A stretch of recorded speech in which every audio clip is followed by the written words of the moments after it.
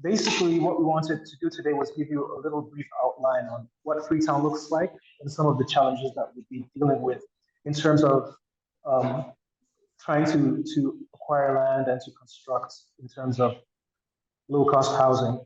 So this is just a brief outlook looking at the challenges in providing affordable housing in Sierra Leone. So that ensures that members of society have a place to live, whether it is a home, some kind of dwelling, lodging, etc. The particularity of affordable housing is that it's appropriate for the needs of a range of very low to moderate income households and priced so that these households are also able to meet other basic living costs. So as a rule of thumb, we consider housing affordable if it costs less than 30% of whatever the household earns. According to the Center for Affordable Housing Yearbook in 2022, Sierra Leone had an estimated total population of 8.1 million, with an estimated urban population of 3.5 million, which is 43% of the population. Freetown is home to a growing number of the country's population, with a recent and worrying phenomenon being the expansion of housing into the foothills. The country also has high levels of poverty, which are basically 60% or 56.8% in 2018. According to the latest thematic report on Sierra Leone statistics from 2015, because this is the year where we have the latest complete statistics. There was another census in 2018, I believe, but the information is not as complete as the one in 2015. So this is the latest information that we have. So the western area, which is where Freetown is situated, has the highest population, the highest number of households per house at nearly 2, that's 1.9. The median numbers of people who occupy a house is 8.8, and 29% of households live in a single-room dwelling. So this chart just shows basically the percentages that are corresponding to the number of rooms occupied by households. So a disproportionately large number of the population live within a one-bedroom apartment or lodging. And some of the most worrying statistics that we have concerning Freetown is that if we go down to the column where we see improvised housing, it makes up 2.3% of the total country, but 83.4% of those houses are situated in Freetown. So there is an extraordinarily high amount of improvised housing in Freetown. So now, some of the challenges that we deal with in affordable housing is that we need to take some certain factors into account. So now we're going to take two case studies of a typical target of a low-cost housing project in Freetown. So if you are a law enforcement officer or a police officer living in a major urban area like Freetown, you would earn basically 1.5 million leones a month. And with the mortgage assumptions in Sierra Leone, you'd be able to afford a house that is worth 23.83 million, which is 1,200 US dollars. If you are a teacher living in a major urban area and you earn 4.5 million leones a month, which is roughly 200 US dollars, you could afford to finance a home that's worth 72.284 million leones, which is 3,700 US dollars equivalent. So some of the other challenges, if we look at this chart from the Center for Affordable Housing Finance, we'll see a map of Africa showing where houses are affordable and why not. So the countries that you see on the map, the whole of Africa, show the average cost of a house built by a private developer and the percentage of population that can afford it. You'll see that the average cost of a house built by a private developer is the equivalent of 50,000 US dollars, and the population that can afford it is only 3% of the population. So now, some of the potential of what needs to be done is, if we look at the value of the $7,500 house for Africa, and for Sierra Leone in particular, if we can somehow take the average cost of housing down from $50,000 to $7,500, we see that there's a big impact that is made, and that the population of Sierra Leoneans that can afford the house goes up to 49%, or almost half of the population. So next, let's zoom in closer to the situation in Freetown in terms of the physical aspect of the city. So at the top row of images is just basically showing where Freetown is situated on the map of Africa. Something that's particular to the Western area and Freetown in particular is it's situated on a piece of land which is basically a narrow coastline which surrounds a really high central area. So you have this area around the sea that is relatively flat, but also relatively narrow. So there's a lot of difficulty in finding land in these areas. So everywhere that you see yellow and red is basically just really tall hills. And we'll find that most of the development that's taking place in the city is happening towards the hills, which has its downsides as well that I'll get onto just a little bit later in the presentation. So first of all, we'll start with Area 1, which is the central business district. And if you look at it, it is relatively well structured. There's services that are well provided. There's water and electricity to basically all of the buildings that are here. And it is what we call a structured environment in terms of urbanism. And if we take a look at this area, what it looks like is something like this. It's very simple. It just looks like anything that you'd see in a small town anywhere in the world.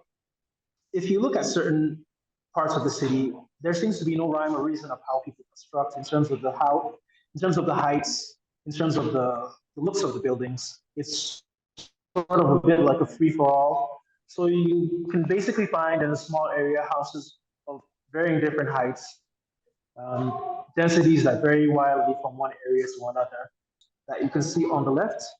And we also have one of the original laterite buildings that were built by the settlers. These are buildings that are basically 100 years old or more. And this is in the central business district, the central area that's structured of the town, because it's the oldest part of the city that was designed by the British during the colonial period. And it remains the city's hub for both formal and informal trade. So this is an area called Mountain Cut, where you have the express road that's on the extreme left of the image, but there's very little formal penetration into this area by any of the road networks. If you look on the bottom of the picture, you'll see that there's a staircase going down, but there's no real formal roads going into this area. And it's really a mix of all types of construction that you see here. Nothing is really regulated. Where people cross from the expressway, they take steps to go up to this area. And we see the same mix of houses. We can see zinc houses, we can see cement houses, 1 floor, 2 floors, 3 floors. I mean, it's really a free-for-all. To give context to some of the reasons for why this happens, there was a civil war in Sierra Leone in the late 80s and early 90s where a lot of the population fled. So there was a large influx of people coming in from all over the country to seek refuge in Freetown. And these people sort of never went back. But on the other hand, there was never a system that was put in place for them to expand the city. So they sort of left it to their own devices to create houses and living spaces for themselves. And they often did that in pockets of land that were previously unused for housing. But generally around the coastline, you find areas like this that is described in area, which are the low-lying areas that are close to the sea. And at the same time, paradoxically, they're close to the nice parts of the city. And they're sort of like where all the drainage of the city tends to empty out into the ocean. There are basically no roads going down here. There are ports where people bring in goods from neighboring countries, such as Guinea. And there's also some local artisanal fishing and things like that that take place. But communities have grown around these low-lying areas. And another particularity about these low-lying areas is most of the land that you see that is showing up in this picture that you see has been recovered from the sea by the people who live there. And now, since people don't have places to build, they go down to these low-lying areas and they do some sort of like artisanal land reclamation from the sea. And they build their houses on top of the land that they reclaim themselves. And as far as as far as they're concerned, they own this land. It belongs to them. And they build their communities and live in these low-lying areas. These are one of the informal settlements in Freetown, of which there are more than 60. And of course, informal settlements fall short when it comes to design, legal status, and comfort. But they generally tick many boxes that are critically important for the inhabitants. They are well located in relation to economic and transport hubs. They provide space for home based economic activities. They possess long standing community support, and they are affordable. Can I ask you a question about area two? The one next to the highways. I was wondering what their community spaces look like because the houses seemed really packed together, and especially being on a slope. Yes, I didn't see any yes. spaces for people to gather, and yeah, this particular. Most of the, to be honest with you, Redima, most of the time there are no community spaces here. Okay. And that's a general problem in Freetown where as soon as there's a bit of land available, somebody's going to try to claim it and build on it. I see. So um, public public amenities and facilities seem to be are low in supply in this area.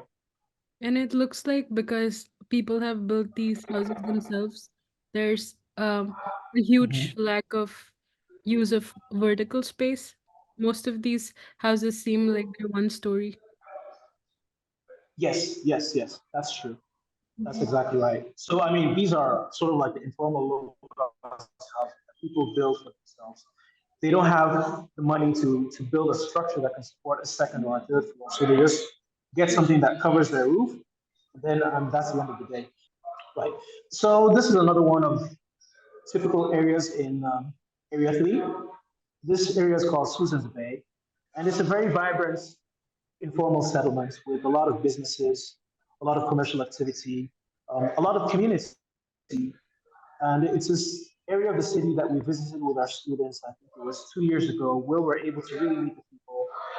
Um, there's really a lot of potential in these areas, both in terms of the land and the people, and they have really tight knit communities. And they were even complaining to us that we were assuming that there's a lot of crime in these areas. And they were saying, no, no, no. Most of the people who commit crime in this area are people who come from outside of the community. So, like, within themselves, everybody knows each other. So, you never steal from somebody that you're friendly with. So, some of the environmental impact that is caused by this sort of like chaotic expansion of Freetown is number one, the deforestation that is taking place in the hills. That's the image on the top right. There is flooding that is taking place in these low-lying areas by the sea on the bottom left. Because when the deforestation happens, all the water that runs off from the mountains just goes all the way down into these slums in Area 3. And the houses are often flooded. Basically, every year there's a flood and people have to start again, but they don't really have a choice. The third issue that these people are dealing with, especially in Area 3, is fire. So due to the fact that these areas are so densely packed together and there's no formal system for getting electricity, every now and then somebody will have a connection to some sort of electrical grid or electrical pole in the area. They have a way of, I don't know how they do it, but they're able to get informal electricity from these poles. And then they draw wires into their houses. And since it's done badly with no supervision, every now and then there are electrical fires that wipe out the area. Since the houses are so close together, they're built with makeshift materials such as cloth and timber. So every now and then there's a catastrophe, there's lots of loss of life and property. So that's the image on the bottom. And these two examples were given by our students, but I think I'll just go into a little bit more detail for you to get a better picture. So the first example is the TC low cost housing scheme that was initiated in 1959 by the housing. In 1983, there were 120 units that were constructed out of a possible 500, which were supposed to be built by the government of Sierra Leone. And they were supposed to be managed by the Sierra Leone Housing Corporation, or SALHA, which was activated in the early 1980s. So the completion of these houses represented the most substantial achievement in state intervention in direct housing provision since the initiation of the TC low cost housing scheme, and that was in 1983, which was 40 years ago. They were relatively well, this one actually is semi-detached, so there was, I think, an efficient use of the space as well. And up till now, they seem to have held up relatively well because these are recent pictures that were taken by our students. So this is one of the typical layouts of affordable housing in the TC low cost housing unit. So this is a 3-bedroom type that has dining room, living room, outside kitchen, and toilet. So normally we have the kitchen and the toilets that are outside from the rest of the house because you don't want the smell to disturb you. They also had 2 and 1-bedroom sites as well. So there was quite a bit of flexibility in terms of the TC low cost housing. In terms of the second case, which is the 7th Battalion project, it was constructed by actually a private investor, and it was devised in the 80s in the southwest area of Freetown. Now there's no control over, the color schemes, and there's very little maintenance. But the houses were all the same, and they were relatively small, roughly 50 square meters, 2 bedrooms, living room, kitchen and bathroom situated at the back as usual. But what happened over time is that people tended to make these places their own. In the case of the Kisi low cost housing, now this is the first case study, we'll see that there's this sort of like urge for people to personalize their spaces when given something that looks the same. Sometimes they just want to put their own prints on it. So here we have houses that have been painted in different colors, even though they're basically the same building, but they belong to 2 families. And there is also, if you look at the picture on the left, a lot of people, they tend to do business from home because it's the easiest way to do it. You can't really go out and rent a shop. So you want a little space in front of your house where maybe you can run your little condiments shop, a little restaurant to sell snacks or cosmetics to people. And this is what people do. They work from home, they create their own economic activity. And on the right, this is a bit egregious, but what happened in this low-cost housing area is that people started selling off the plots.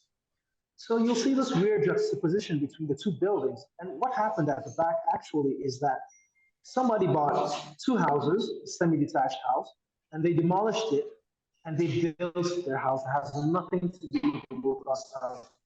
So in terms of the outside evolution, this is going back to the case of the 7th Battalion where the houses are identical. And you'll see that there's extensions being made to the house because for a country that has 1.6 households in average between them and 1.6 households, 8.8 people and 1.6 households, 2 bedrooms is really not maybe the best structure to come up with. So therefore, these people tended to add extensions to the building, close off areas that were supposed to be balconies, etc. So to round up, some of the opportunities that we should be looking at, first of all, just as Sierra Leoneans, like, of course, there needs to be some sort of input from the government. So we're hoping that like the Sierra Leone Housing Corporation and the Ministry of Works, Housing, Infrastructure could take a role in trying to delivering new, reasonable, and housing quality units to increase the supply. And the government needs to adopt housing policies that are economically realistic, that allow households to meet their housing needs within the country's available resources.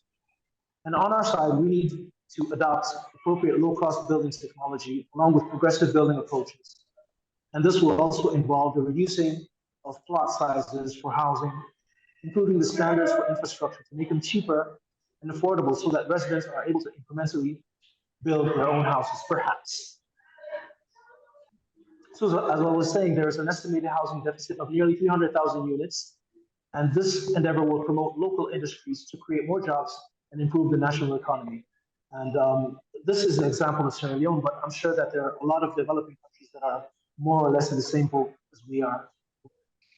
So according to the High Commissioner for Human Rights, housing is the basis of stability, security, and for the individual family. A home should be a sanctuary, a place to live in peace, security, and dignity. And we should ensure that housing is a human right and not a commodity. And there we have some sources, and that's the end of that. Thank you.